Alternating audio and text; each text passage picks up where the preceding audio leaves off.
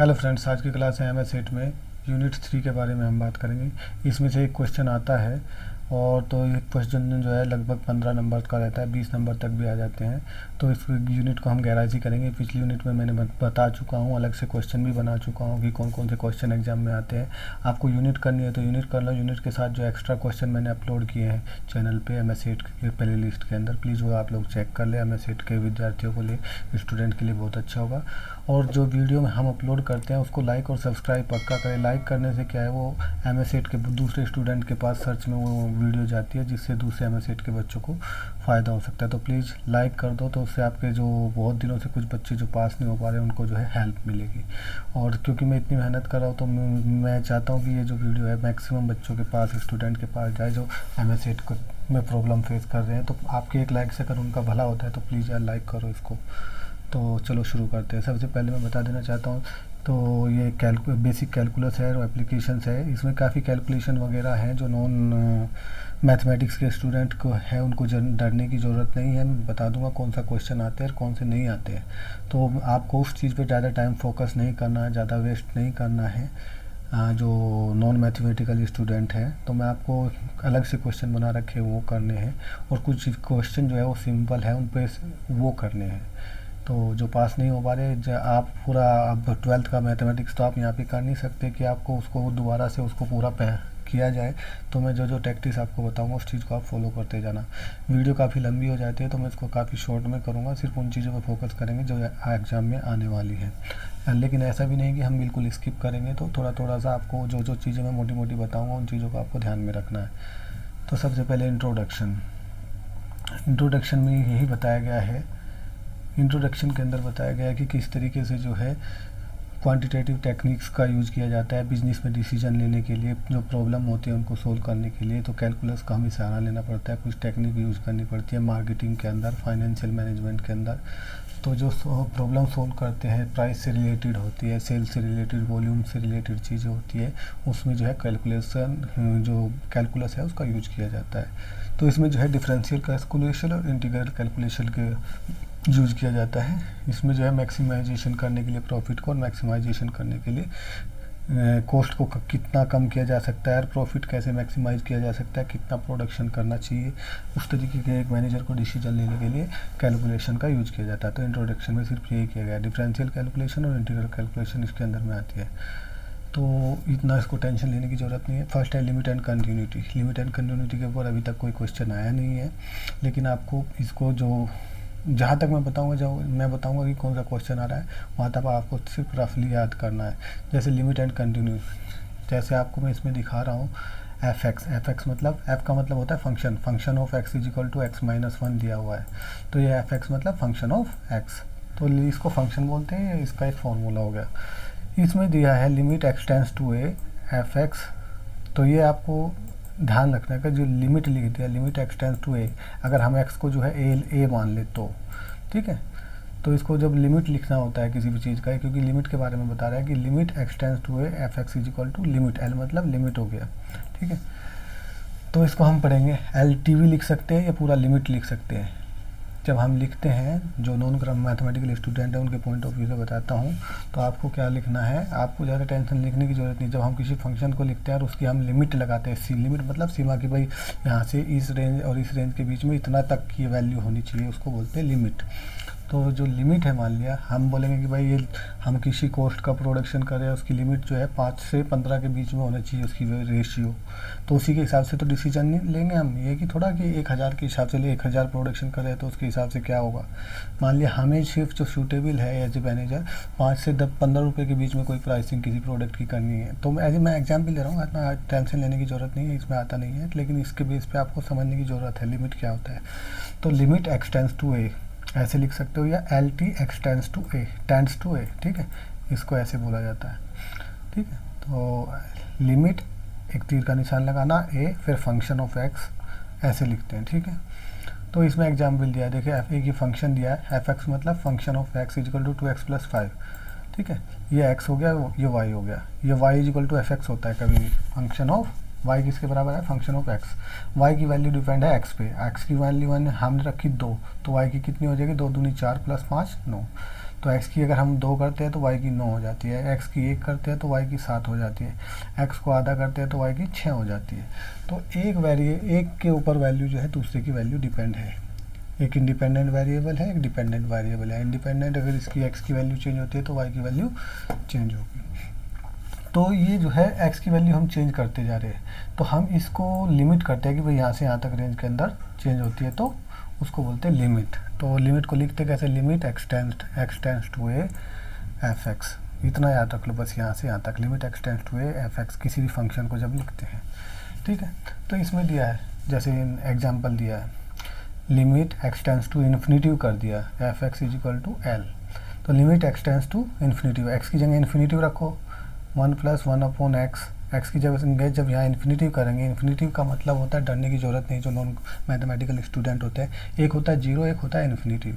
Infinitive होता है अनंत, जिसमें हिंदी में कहते हैं ये वो संख्या जिसका कोई काउंटिंग नहीं है, बहुत ज़्यादा जिसकी कभी काउंटिंग नहीं किया जा सकता है।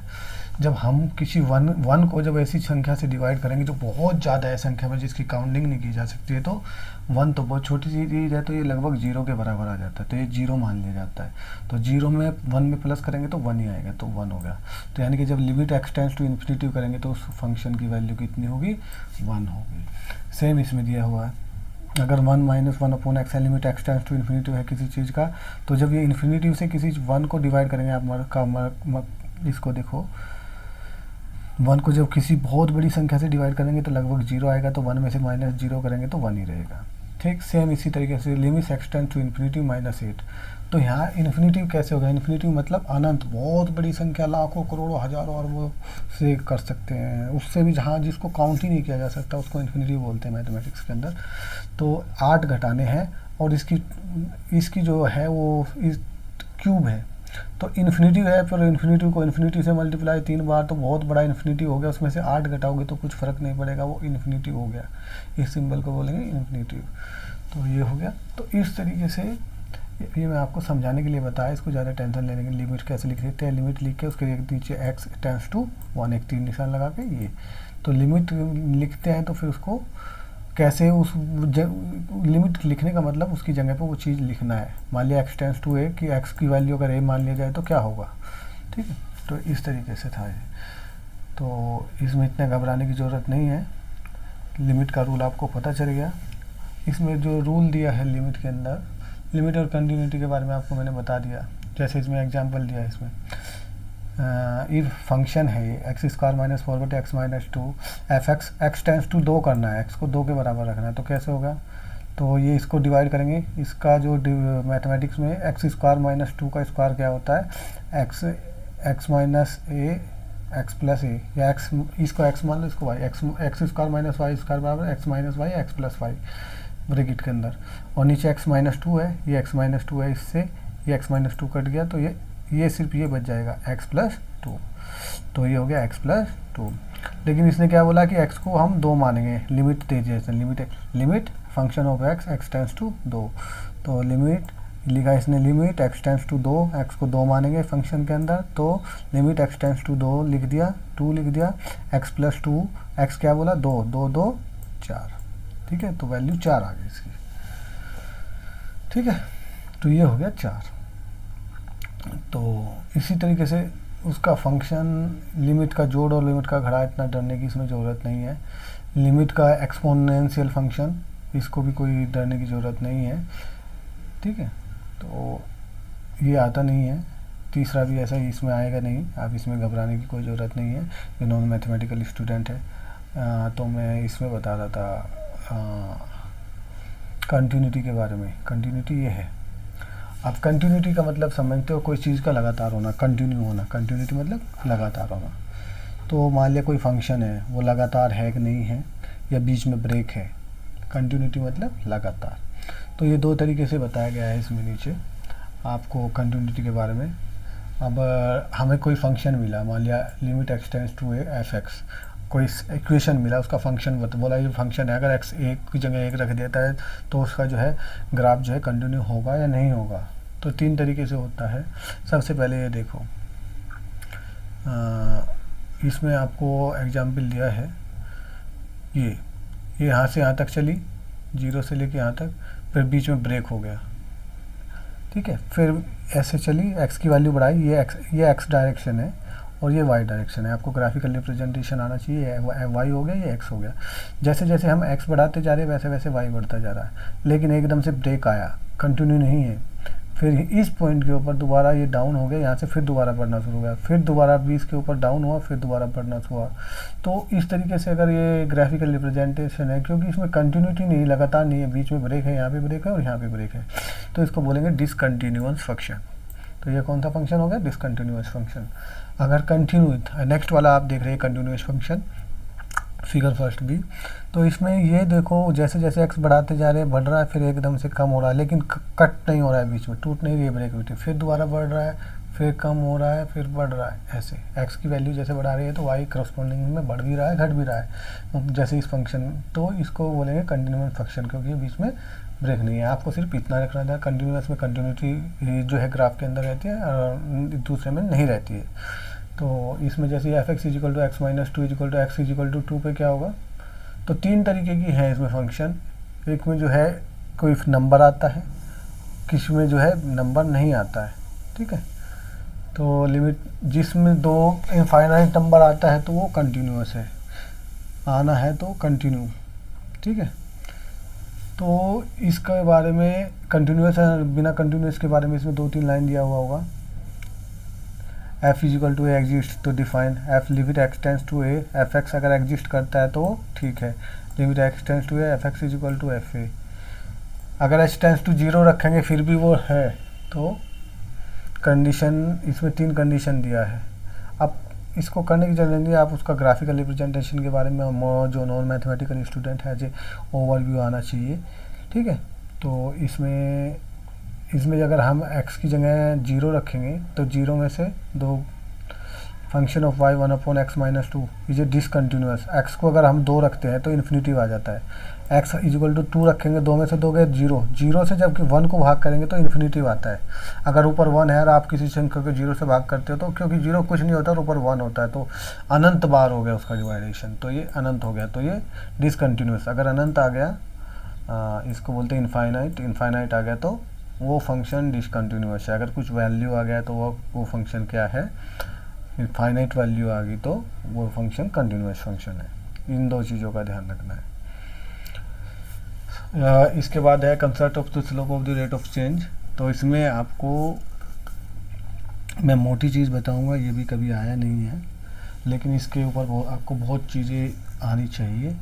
तो जब हम इसके मैं सीधा था बताता हूँ। इसको tan थीटा जो स्लोप होता है उसको थीटा, tan थीटा इन चीज़ों से बताते हैं। m is equal to tan theta, एक आपको ये क्वेश्चन याद रखना है इसमें, ये वाला m is equal to tan theta is equal to rise upon शन, या इसको लिख सकते हैं delta y upon delta x या y2 minus y1 upon x1, ठीक है। सबसे पहले m होता है एक स्लोप होता है, टेंजेंट बोलते हैं जिसको। m is equal to tan theta is equal to rise upon run. Rise upon run को हम लिख सकते हैं जो delta y upon delta x, ये वाला, ठीक है। Delta y upon delta x is equal to delta y मतलब वाई के अंदर difference y2 minus y1, x2 minus x1। जो बड़ा y2 है उसमें से छोटा y2 घटा लेंगे तो दोनों के बीच का डिफरेंस आ गया। नॉन मैथमेटिकल स्टूडेंट ये 2 लाइन पक्का याद रखें प्लीज़। x2 माइनस x1 में से जो है तो इन दोनों का डिफरेंस डेल्टा x बोलते हैं उनको, ठीक है। तो अब आप आते हैं ग्रामेटिकल के ऊपर सीधा। अब हमने इसमें क्या बताया है कि मान लिया हम कोई प्रोडक्ट बना रहे हैं, उसमें कुछ ना कुछ फिक्स कॉस्ट आता है। इसमें जैसे बताया प्रोडक्शन के अंदर फिक्स कॉस्ट मान लिया 3 है, 3 रुपये फिक्स हो गया उसका किसी भी प्रोडक्ट का, और आगे जितना हम प्रोडक्शन करेंगे उसके ऊपर 1.5 एडिशनल कॉस्ट लगती है एज पर द प्रोडक्शन। तो मान लिया आप 1.5 की मल्टीप्लाई करेंगे जितना हम प्रोडक्ट करेंगे x के साथ, ठीक है। तो ये y क्या हो गया? टोटल कॉस्ट हो गई उसकी प्रोडक्शन की, ठीक है।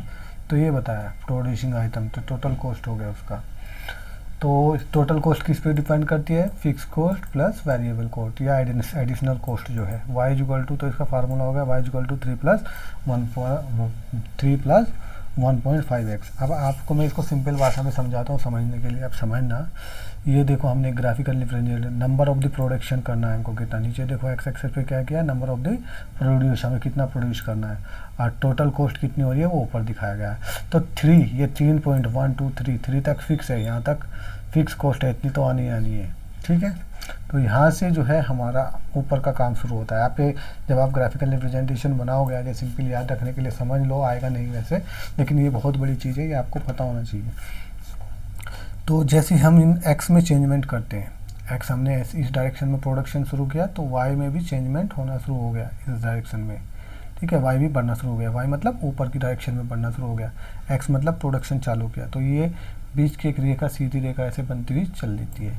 एक्स मान लिया हम एक प्रोडक्शन किया, तो यहाँ x1 हो गया, और तो इसके करस्पॉन्डिंग कितनी कॉस्ट आ रही है, इतनी कॉस्ट आ रही है इसकी वाई की डायरेक्शन में, देखो।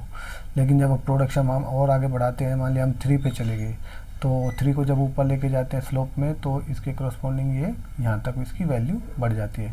तो x1 से हम x2 पे गए, तो y में क्या डायरेक्शन हो गया, यहाँ से हम कहाँ गए, y2 में, यहाँ से यहाँ इतना डिफरेंस आ गया। y1 यहाँ पे है, यहाँ से यहाँ तक y1 है, और यहाँ से यहाँ तक मतलब इसकी सीध में ये y2 है।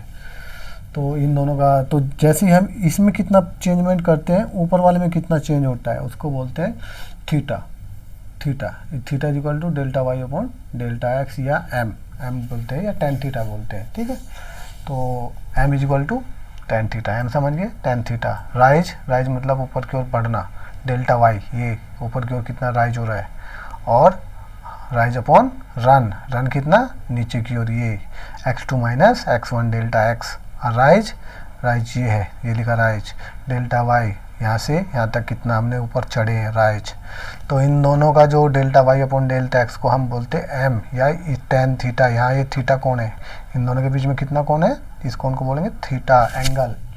मैं हिंदी में समझा रहा हूँ थोड़ा सा, तो आप समझ गए। तो अभी इसमें बोला कि y2 से y1 पे गए, तो x2 से x1 में गए, ये इसके m के बराबर हो गया। तो y2 से y1, y2 कहाँ पे है, y2 यहाँ पे है, y2 इसके करस्पॉन्डिंग यहाँ से कितना गया 7.5, और y1 कितना 4.1, यहाँ पे y1 4.5, ठीक है। और 3 में से हम गए, यहाँ x2 है 3 और x1 है 1, तो दोनों का डिफरेंस तो ये हो गया m इजिकल टू 1.5। इस m को बोलते हैं हम, समझ गए, इसको बोलते हैं कोफिशिएंट ऑफ x। याद रखना क्या बोलेंगे इसको, कोफिशिएंट ऑफ x, ये m के बराबर होता है।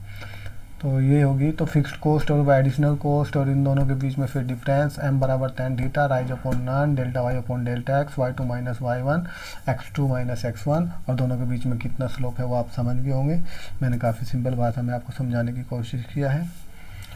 तो इसके बाद आप ये देखेंगे पॉजिटिव स्लोप और नेगेटिव स्लोप क्या होता है इसी के अंदर। पॉजिटिव स्लोप में आपको कुछ नहीं देखना है, मान लिया कोई फंक्शन है, क्योंकि हम तो कॉस्ट के पॉइंट ऑफ व्यू से इसमें -5 दे दिया पॉजिटिव और नेगेटिव स्लोप, क्योंकि ये माइनस, तो जैसे हम x की वैल्यू बढ़ाएंगे, मान लिया x की वैल्यू 2 करते हैं, 2 × 5 10, 100 में से 10 गए 90, तो इसकी वैल्यू कम होती जा रही है। जैसे हम x की वैल्यू बढ़ाएंगे तो y की वैल्यू कम होती है, तो ये हो गया नेगेटिव स्लोप बनेगा इसका, क्योंकि घटा रहा है ये। मान लिया यहाँ पे प्लस होता, तो जैसे हम x की वैल्यू बढ़ाते y की भी वैल्यू बढ़ जाती, तो ये हो जाता पॉजिटिव स्लोप।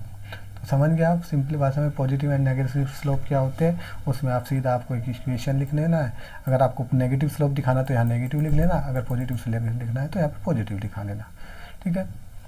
अब आ रही है स्लोप के कर्व की बात। स्लोप के कर्व की बात, तो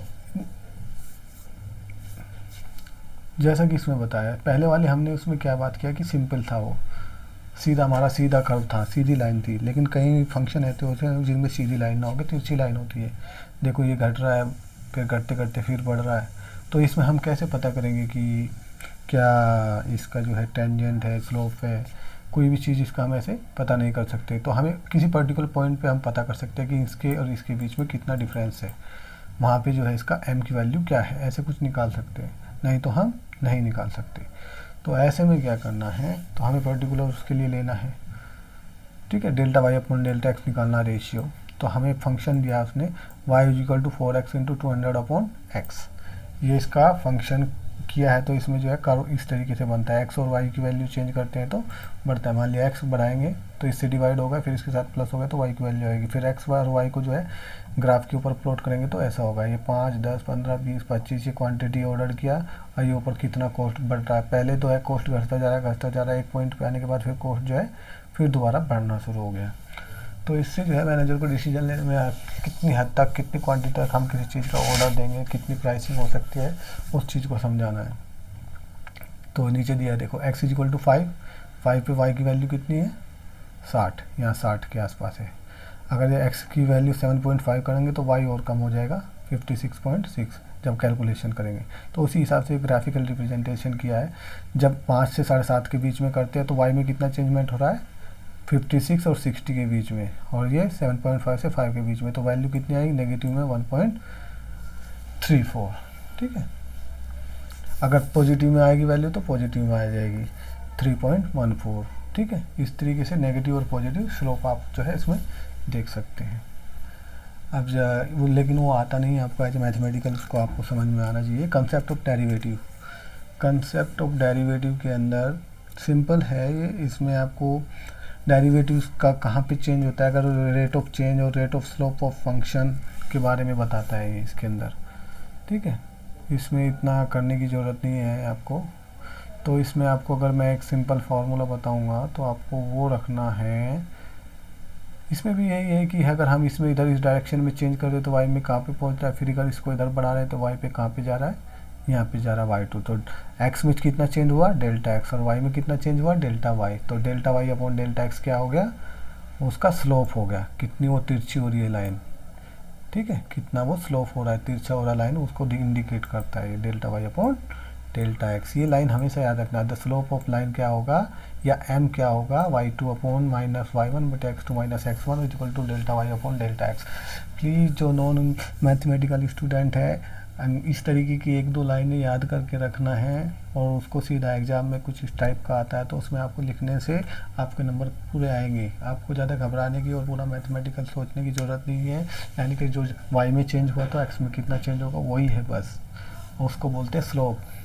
ठीक है, और ये जो नीचे का है ये पूरा लिखने की ज़रूरत नहीं है। वैसे ये क्वेश्चन आया नहीं है जो आप इतना डरोगे, और जो आएगा मैं उसको आगे बता दूंगा। ठीक है, तो इसमें बताया था रूल्स ऑफ डिफरेंशिएशन।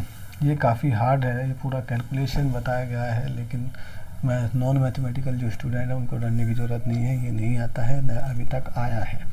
ठीक है, जो आएगा वो सिंपल है, मैं आपको बता देता चाहता हूँ। सबसे पहले इसमें बताया जो मैथमेटिकल स्टूडेंट है वो थोड़ा सा फास्ट कवर करेंगे इसको, और जो नॉन मैथमेटिकल स्टूडेंट है वो घबराने की ज़रूरत नहीं है, थोड़ा सा समझने की कोशिश करेंगे। अगर जो कोई कांस्टेंट चीज़ें हैं उसका dy/dx निकालना है, dy/dx बोलते हैं डेरिवेटिव, डिफरेंशिएशन निकालते हैं उसका। ठीक है, तो वो जीरो होता है। कोई कांस्टेंट है 10, 20, 30, अगर कोई जीरो है तो उसका डिवाइडेशन जीरो हो जाएगा। नंबर का dy/dx बोलते हैं डिफरेंशिएशन, वो जीरो रहता है। और कोई पावर है तो पावर का वो मान लीजिए k है, x की पावर n, k तो फिक्स है, नंबर है, वो k को छोड़ दो, वो बाहर ऐसे ही रहेगा। ये n इसके उठा के बाहर आ जाएगा, ऊपर जो हो जाएगा एक उसकी जो टर्म्स है वो ऊपर कम हो जाएगी, n माइनस 1। n पहले लिख दिया x से, और फिर n जो जितनी ऊपर है 2 है 3 है मान लिया, तो यहाँ तो n है तो n माइनस 1।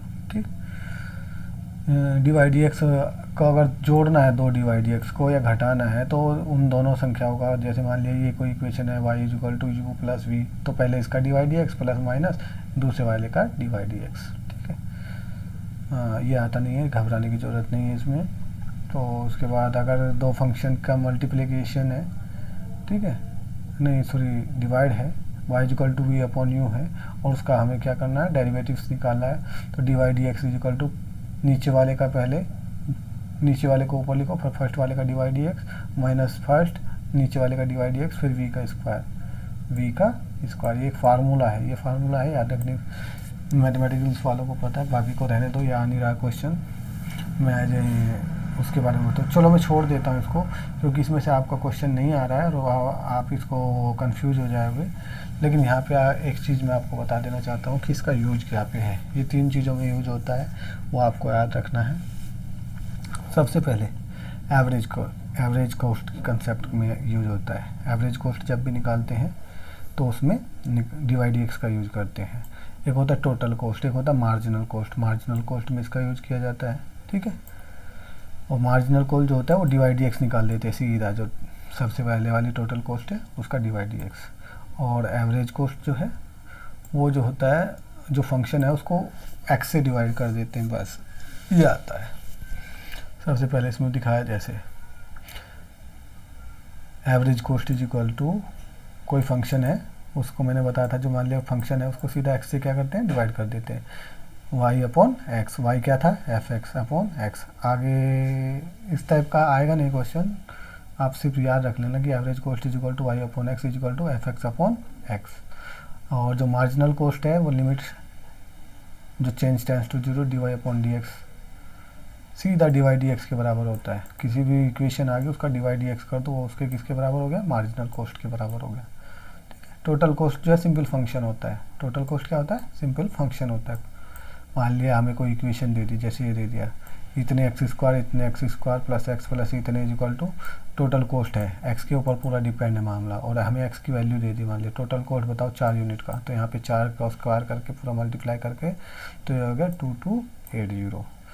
फिर एवरेज कॉस्ट बोला, एवरेज कॉस्ट क्या है, मैंने क्या बताता है, average cost is equal to y upon x, y upon x मतलब जो फंक्शन ऊपर है उसको एक्स से डिवाइड कर दो, ऊपर वाली इक्वेशन पूरी सेम टू सेम लिख दी, फिर उसको एक्स से डिवाइड किया, एक्स से ऊपर की एक घात कम होती रहेगी, ठीक है। और फिर इसमें तो एक कम होगी, ऊपर वाले का एक्स खत्म हो गया, एक रह गया, इसमें 30 आ गया, और इसमें इसका पूरा डिवाइड एक्स, फिर एक्स की वैल्यू रख दो, कितनी यूनिटों का निकालना, 10 का हो जाएगा 270 एवरेज कॉस्ट। ठीक है, पता चल गया एवरेज कॉस्ट कैसे निकल गया। अब मार्जिनल कॉस्ट मतलब डिवाइड डी एक्स करना है पूरा, divide d x of c x. Divide d x करने का एग्जाम्पल कहने में बताया था मैंने कि जो मान लिया 3x स्क्वायर है, ये नहीं ऊपर का टर्म कितनी थी इसकी, 3, कितनी टर्म थी इसकी, 3 यहाँ पे मैं आपको दिखा देता हूँ, ये 3, तो ये 3 पहले आ गया यहाँ पे 3x स्क्वायर, और ये कितना हो गया, 2 पहले आ जाएगा 2x 2 की पावर -1, तो ये हो जाएगा 2x, तो यहाँ पे यही दिखाया 2x 3x स्क्वायर, किसके साथ मल्टीप्लाई, इसके साथ -30। अब इसमें जब x बराबर 3 रखेंगे तो इसके बराबर 3 की मल्टीप्लाई करके जब टोटल करेंगे 30 रुपीज़, तो मार्जिनल कॉस्ट कितनी आ रही है उसकी, 30। ये आता नहीं है लेकिन आपको पता चाहिए कि हम किन 3 कॉस्टों के अंदर कैलकुलेशन का यूज करते हैं, मार्जिनल कॉस्ट, एवरेज कॉस्ट और टोटल कॉस्ट। ठीक है, थैंक यू। तो आगे चलते हैं, आगे चलने के बाद ये एग्जाम्पल इस तरीके के नहीं आएंगे। अब आते हैं हम जो मेन चीज़ है इसकी, जिस पे जो आता क्वेश्चन है इसमें से सिर्फ सर, और ये ही एक क्वेश्चन आता है लगभग हर बार आ रहा है, concept of maxima and minima with the managerial application. Maxima और मिनिमा को बताइए, तो ये क्वेश्चन को आपको छोड़ना नहीं है। नॉन मैथमेटिकल स्टूडेंट, इसमें कोई मैथमेटिक्स नहीं है इतना, 1-2 चीज़ याद रखनी है और इसको लिख देना है, आपको 10-15 नंबर पक्का मिल जाएंगे। ये शॉर्ट में भी आता है और लॉन्ग में भी आता है। तो सबसे पहले मैं मैक्सिमम मिनिमा का आपको बता देना चाहता हूँ। इसमें डी वाई डी एक्स ही है, पहले जो डी वाई डी एक्स है किसी चीज़ का वो निकालते हैं। तो सबसे पहले आप इसको देख सकते हैं। इसमें बताया कि जब हम डिसीजन लेते हैं, डिसीजन लेने वाले वो मैक्सिमम मिनिमम के बारे में करते हैं, लिमिट को देखते हैं, अगर कोई लिमिटेशन लगी हुई है तो प्रॉब्लम सॉल्विंग करने के लिए ऑप्टिमाइजेशन सॉल्विंग, जैसे लिखा है ऑप्टिमाइजेशन सॉल्विंग, प्रॉब्लम सॉल्विंग के लिए मैक्सिमम मिनिमम का यूज किया जाता है। जैसे इसने दिया y = f(x) एक फंक्शन है, इतना तो लिख सकते हो हर कोई। y मतलब एक फंक्शन है y, उस = f(x), हमेशा ये मैथमेटिक्स की फर्स्ट टर्म है, y = f(x), ये एक फंक्शन है, x में चेंज करेंगे तो y में चेंज होता है, सभी को पता है। अभी मैंने पढ़ाया है m = tan theta delta y upon delta x पढ़ाया है, ठीक। m = tan थीटा हो गया delta y upon delta x। तो जब हम जो फंक्शन है इसको हम एक फिगर दिखाया है, ये इसको मैं थोड़ा छोटा करता हूँ, आप इसको यहाँ पे देख सकते हो। ओके, ये आप देख रहे हो x एक्सिस है, ये y एक्सिस है, इसमें ये एक स्लोप बनाया उस फंक्शन का y = f(x) का, ऐसे करके यहाँ से शुरू हुआ। पहले हमने x को बढ़ाया तो y का वैल्यू कम होते होते एक पॉइंट पे यहाँ पे 0 हो गया, यहाँ पे ना घट रहा है ना बढ़ रहा है, x = a पे। फिर दोबारा जैसे जैसे x बढ़ाया तो फिर y दोबारा बढ़ना शुरू हो गया। ये इधर वाला जो है, क्योंकि ये नीचे डाउन हो रहा है स्लोप, x की वैल्यू बढ़ाते हो तो नीचे डाउन हो रहा है तो ये नेगेटिव स्लोप हो गया। x की वैल्यू ऊपर बढ़ा रहे हैं तो y की भी बढ़ रहा है तो ये पॉजिटिव स्लोप है। लोग दोनों के बीच में जो ये पॉइंट है a, यहाँ पे ना घट रहा है ना बढ़ रहा है, ना लेफ्ट में जा रहा है ना राइट में जा रहा है, बिल्कुल सेंट्रल एक स्टेट में है, तो ये बोलेंगे 0 स्लोप। ठीक है, इतना समझ में आ गया। अब जो नीचे वाला पॉइंट है जो ए पॉइंट पे है, यहाँ पे यहाँ से यहाँ तक की वैल्यू कितनी है ए, ठीक है, ए में से, और यहाँ से यहाँ तक वैल्यू एच है और यहाँ से यहाँ तक वैल्यू एच है। सी और बी पॉइंट का हम काउंट कर रहे हैं, ठीक है। मान लिया सी पॉइंट पे देखते हैं तो सी पॉइंट पे एक्स माइनस एच, यहाँ तक कितनी थी ए में से एच गई तो ए माइनस एच, यहाँ तक की डिस्टेंस कितनी होगी ए माइनस एच। आप समझे यहाँ तक ए है, ए में से एच गया तो यहाँ पे वैल्यू कितनी होगी एक्स की ए माइनस एच। अगर यहाँ ए है और एच और बढ़ गया आगे तो ए प्लस एच। तो हम इसके करस्पॉन्डिंग इसकी डिस्टेंस और इसकी डिस्टेंस इधर चलेंगे तो माइनस में, इधर चलेंगे तो प्लस में होंगे। तो अब आपने नेगेटिव और पॉजिटिव स्लोप के बारे में आपने पढ़ लिया, बता दिया मैंने। वैल्यू डाउन हो रही है, ज़्यादा हो रही है तो y equal to f x, increase हो रही है डिक्रीज हो रही है, ये मोटी चीज़ आपको याद रखना है। तो डी वाई डी एक्स की बात करेंगे। सबसे पहले पॉइंट ए, जो पहला पॉइंट है ये first d y d x बोलते हैं, इसको डेरिवेटिव बोलते हैं। ये क्या है, फर्स्ट डेरिवेटिव है जहाँ पे जीरो आ गया, ए इक्वल टू जीरो है, यानी कि डी वाई डी एक्स अगर जीरो के बराबर है तो वो पॉइंट कौन सा होगा, ए हो गया। जब डी वाई डी एक्स अगर जीरो के बराबर है तो वो पॉइंट जो है ए होता, वो पॉइंट है ए पॉइंट पे d y d x zero होगा, उसको बोलेंगे फर्स्ट डेरिवेटिव। क्या बोलेंगे, आपको एक नॉन प्रोग्रामिकल स्टूडेंट लिखना है कि ग्राफ बना देना है कि d y d x is equal to zero at point a, पहले पॉइंट पे जो है ये फर्स्ट डेरिवेटिव बोलेंगे। डी वाई डी एक्स का यहाँ पे यूज हुआ है, आप मैथमेटिक्स यहाँ पे d y d x zero is equal to zero के बराबर रहेगा ए पॉइंट पे, ठीक है। तो लेकिन उससे हमें पता नहीं चलता कि वहाँ पे इस पॉइंट पे कम हो रहा है या ज़्यादा हो रहा है, लेकिन हो रहा है। यहाँ पे सबसे ज़्यादा है या कम है, मैक्सिमम भी हो जा सकती है कोई चीज़, या वहाँ पे मिनिमम भी हो सकती है। इसीलिए इसको बोलते हैं फर्स्ट डिवाइड डी एक्स जब जीरो के बराबर होता है वही पॉइंट है जहाँ पे मैक्सिमम भी हो सकता है या मिनिमम भी हो सकता है। अभी मैं आपको दूसरा बता देता हूँ सिंपल सा फंडा। ये एक कर्व है, सेम ऐसा ही है, यहाँ पे ए पॉइंट है, ये कर्व यहाँ से धीरे धीरे जैसे एक्स की वैल्यू बढ़ाया वाई की भी बढ़ रहा है, वाई की भी बढ़ रहा है, इस पॉइंट पे आके बिल्कुल जीरो हो गया। फिर हम एक्स की वैल्यू बढ़ा रहे हैं तो वाई की वैल्यू कम होती जा रही है, कम होती जा रही है, कम होती जा रही है। तो ये जो पॉइंट है एक्स इज इक्वल टू ए पे, यहाँ पे जो है डी वाई डी एक्स जो डेरिवेटिव है फर्स्ट वो जीरो रहेगा। लेकिन अब ये पता नहीं चलता कि ये जो है पॉइंट मैक्सिमम होगा उस चीज़ के लिए या मिनिमम होगा। तो उसके लिए हम क्या करेंगे मैं आपको बता देना चाहता हूँ। पहले का अपोजिट है, आप थोड़ा ध्यान से देखें। जैसे हम एक्स की वैल्यू बढ़ाएंगे इस डायरेक्शन में तो वाई की वैल्यू भी ऊपर की ओर बढ़ रही है, तो ये पॉजिटिव स्लोप हो गया। यहाँ जाने के बाद रुक गया, ये जीरो स्लोप हो गया। यहाँ से फिर जैसे एक्स की वैल्यू बढ़ा रहे हैं वाई की वैल्यू कम होती जा रही, तो ये नेगेटिव में जा रहा है, तो ये नेगेटिव स्लोप हो गया इसका। तो यहाँ से यहाँ तक वैल्यू ए है, इससे एच इधर, इधर एच इधर, ठीक है। तो ये आप ग्राफिकल रिप्रेजेंटेशन अच्छे से समझ गए होंगे। लेकिन ये भी यहाँ पे जो वैल्यू है, यहाँ पे जो स्लोप है वो जीरो हो रहा है, ये फर्स्ट डेरिवेटिव है डी वाई डी एक्स। लेकिन यहाँ पे क्या है, मैक्सिमम हो रहा है। क्या हो रहा है, यहाँ पे किसी भी चीज़ का मैक्सिमम है। ऊपर वाली फिगर में यहाँ पे किसी भी चीज़ का फर्स्ट डेरिवेटिव पे मिनिमम है, नीचे आ रहा है। तो first derivative is equal to zero, मतलब वहाँ पे या तो मैक्सिमम भी हो सकती है किसी चीज़ का या फिर वहाँ पे बिल्कुल मिनिमम भी हो सकता है। तो उसको कैसे पता चला जाता है, सबसे पहली बात लिखनी है first derivative is equal to zero, वो मैक्सिमम भी हो सकता है या मिनिमम भी हो सकता है, ठीक है। तो अब मैं आगे बताऊँगा कि कैसे पता करना है मैक्सिमम और मिनिमम का। सबसे पहले आप नीचे एक कंडीशन देख रहे हैं, दिस सफिशिएंट कंडीशन। ये नीचे वाली फिगर देख रहे हो, यहाँ से किसी चीज़ को हमने बढ़ाना शुरू किया, फिर मैक्सिमम मिनिमम है या फिर मैक्सिमम हुआ, फिर मिनिमम हुआ, फिर मैक्सिमम हुआ, फिर मिनिमम हुआ, फिर मैक्सिमम हुआ, फिर मिनिमम हुआ, फिर मैक्सिमम हुआ। तो ऐसे क्रम में कैसे मैक्सिमम और मिनिमम निकालेंगे। तो इसमें क्या दिखा रहा है आपको, देख सकते हैं रिलेटिव मैक्सिमम। जो मिनिमम है ये भी मिनिमम है, ये मिनिमम है, ये मिनिमम है, ये मिनिमम है, ये चारों क्या है, मिनिमा है।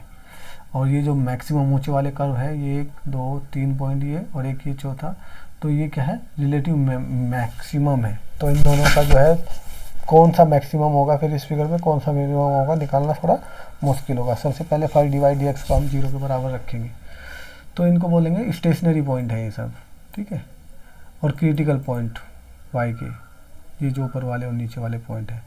जैसे हम तो अब मैक्सिमा है या मिनिमा है जब d y d x is equal to zero. सबसे पहले तो d y d x zero के बराबर होना चाहिए किसी भी फंक्शन का। तो इसमें बताया कि कैसे पता चलेगा कि उस पर मैक्सिमा है या मिनिमा है। सबसे पहले d y d x is equal to कोई फंक्शन जो है डिक्रीज हो रहा है, डिक्रीज होते होते मैक्सिमा पर जा रहा है या इंक्रीज हो रहा है। डी वाई डी एक्स सबसे पहले इसमें बताया है, अगर डी वाई डी एक्स जो है जीरो से कम है, नेगेटिव में है, डी वाई डी एक्स दोबारा उसका फिर डी वाई डी एक्स करते हैं। Friends student please pay attention. पहली बार डिवाइड एक्स कर दिया, वो 0 के बराबर रख दिया, तो वहाँ से पता चलता है कि या तो मैक्सिमम है वो पॉइंट या फिर मिनिमा है, या तो मैक्सिमा है या मिनिमा है, लेकिन हम क्लियर नहीं है कि वो मैक्सिमा है या मिनिमा है। मैक्सिमम मिनिमा का आप मतलब समझ गए, या तो ये पॉइंट मैक्सिमम है, यहाँ पे मैक्सिमम है, या फिर ये पॉइंट मिनिमम है, लेकिन दोनों डिवाइड एक्स इक्वल टू 0 होते हैं इन पॉइंट पर, इसलिए क्लियर नहीं होता, तो इसलिए उसका दोबारा डेरिवेटिव करते हैं, divide x of divide x, दोबारा डिवाइड एक्स बोलते हैं इसको। जो नॉन ग्रामेटिकल स्टूडेंट है, आपको सीधा यहाँ लिखना है, ये दो चीज़ें लिखना है, ये कोई मैथमेटिक्स नहीं है। यानी कि पहला जो डेरिवेटिव है, ये पहला डेरिवेटिव है डिवाइड एक्स, ये बीच वाला कोष्टक के अंदर जो है divide d x equal to first derivative, फिर उसका दोबारा एक बार डिवाइड डी एक्स करेंगे, divide d x of divide d x, तो ये हो गया second time derivatives, second derivatives जी, इसको लिखते हैं डी टू स्क्वायर, दोबारा हो गया d two y upon d x square. तो नॉन मैथमेटिकल स्टूडेंट है वो ध्यान रखना, इसमें वाई के ऊपर स्क्वायर नहीं लगाना, ऊपर वाले में डी के ऊपर स्क्वायर लगाना है, नीचे वाले में एक्स के ऊपर स्क्वायर लगाना है। फिर लिखना है कि अगर वो 0 से कम है तो वो मैक्सिमम होगा, क्या होगा, मैक्सिमम होगा। 0 से कम नेगेटिव में है तो मैक्सिमम होगा, आप समझ लेना। अगर second derivative, please note down this sentence, अगर सेकंड डेरिवेटिव 0 से कम होगा तो वो मैक्सिमम होगा। उल्टा होता है इसमें, यानी कि 0 से नीचे नेगेटिव में ही हो गया, 0 से नीचे है तो वो है मैक्सिमम होगा वो पॉइंट उसका। अगर 0 से ज़्यादा है second derivatives d two y upon d x square greater than 0, तो वो पॉइंट मिनिमम होगा। क्या होगा, उल्टा होता है इसमें, ठीक है, वो पॉइंट होगा मिनिमम, पॉजिटिव में वैल्यू आती है तो। लेकिन एक पॉइंट ऐसा भी आ सकता है कि जो है ना मैक्सिमम हो ना मिनिमम हो, तो उसको बोलेंगे point of inflation. Point of inflation में होगा ना तो वो मैक्सिमम होगा ना वो मिनिमम होगा, ठीक है। जब वो डी टू अगर वो 0 के बराबर नहीं आ रहा है, तो d two y upon d x square अगर 0 नहीं हो रहा है तो ना वो मैक्सिमम होगा ना वो मिनिमम होगा। ये तीन चीज़ें याद रखना। देखो इसमें दिखा है समरी, मैक्सिमम कौन सा होगा, मिनिमम। सबसे पहले तो सभी में डिवाइड डी एक्स 0 के बराबर होना चाहिए, ठीक है। अगर डिवाइड डी एक्स 0 के बराबर है, अब पता करना है कि वो मैक्सिमा है या मिनिमा है, तो उसका सेकंड डेरिवेटिव निकालेंगे d two y upon d x square. अगर वो 0 से कम है तो मैक्सिमा है, मैक्सिमम है। अगर 0 से ज़्यादा है तो वो मिनिमम है। देखो पहला फर्स्ट डेरिवेटिव हमको उसको निकालना है, उसको इक्वल टू 0 करना है। अगर वो या तो मैक्सिमम होगा अगर वो, या फिर मिनिमम होगा। अगर वो सेकंड डेरिवेटिव निकाल लिया उसका, ठीक है, सेकंड डेरिवेटिव निकालने के बाद अगर पॉजिटिव वैल्यू होती है मिनिमम होगा, मिनिमम होगा। अगर नेगेटिव वैल्यू होती है तो मैक्सिमम होगा। जैसे इसमें दिया है, एक एग्जाम्पल दिया है कि कोई मैन्युफैक्चर है, वो सेल कर रहा है किसी एक्स आइटम का 20 रुपये इस इक्वेशन के हिसाब से, P equal to 20 minus 001 into x रुपये के हिसाब से, तो Y इक्वल टू 3x इतने रुपये के। तो इसमें आप देख लेना, तो मैक्सिमम और मिनिमम में आपको सिंपल है, एक चार्ट बनाना है। ये मैक्सिमम डिवाइड एक्स इस पॉइंट पे 0 होगा करके, और इस मिनिमम पे भी 0 होगा। नेगेटिव स्लोप पॉजिटिव स्लोप दोनों आपको पता चल ही गया है। फर्स्ट डिवाइड एक्स जो है 0 होगा पॉइंट ए पे, पॉइंट डी पे भी 0 होगा, लेकिन कौन सा मैक्स है कौन सा मिनिमम है उसका पता नहीं चलेगा। यही लिखना है आपको। उसके लिए हमें क्या करना पड़ता है, सेकंड डेरिवेटिव निकालना पड़ता है। सेकंड डेरिवेटिव मतलब d two y upon d x square. अगर वो 0 से कम है, नेगेटिव में है, तो वो मैक्सिमम पॉइंट है। अगर वो d two y upon d x square 0 से ज़्यादा है, पॉजिटिव वैल्यू है, तो वो मिनिमम पॉइंट है। अगर तो ना वो कोई ऐसी वैल्यू ना ज़्यादा है ना कम है, तो वो बोलेंगे पॉइंट ऑफ इन्फ्लेक्शन है, ना उस पर मैक्सिमम है ना उस पर मिनिमम है, ठीक है। तो ये पॉइंट आता है। ये वीडियो काफ़ी अच्छा रहा, और ये जो मैक्सिमम मिनिमम का क्वेश्चन है ये हर बार आ रहा है, प्लीज़ आप इसको कर लेना। अगर आपको फिर भी इसमें कोई दिक्कत है, समझ में नहीं आ रहा, आप मुझे कमेंट करके पक्का बताएं कि आपको किस तरीके से इसको समझाऊं, या आपको कुछ और इसमें एक्स्ट्रा रिक्वायरमेंट की ज़रूरत है, या कोई किसी पॉइंट को एक्स्ट्रा कवर करने की ज़रूरत है। अगर आप इस वीडियो को लाइक नहीं करेंगे तो ये MS एस्ट के दूसरे स्टूडेंट के पास ये वीडियो नहीं पहुंचेगा। यूट्यूब तभी वीडियो पहुंचाएगा आगे जब आप इसको लाइक करोगे। अगर आप चाहते हैं कि MS एस्ट के दूसरे स्टूडेंटों का भला हो, उनको अच्छे मार्क्स मिले, मेरी हेल्प जो है वो उन स्टूडेंट के काम आए, प्लीज़ यार इसको लाइक करो, इस वीडियो को सब्सक्राइब करो ताकि दूसरे स्टूडेंट के पास ये वीडियो पहुँचे। और आपको किस कोड के ऊपर, MBA में किस कोड के ऊपर आपको क्लासेस चाहिए, क्या आपको दिक्कत आ रही है, प्लीज़ आप कमेंट करें, मैं उसका रिप्लाई करूँगा और पक्का रिप्लाई करूँगा उसका। लाइक एंड सब्सक्राइब करें चैनल को। Thank you.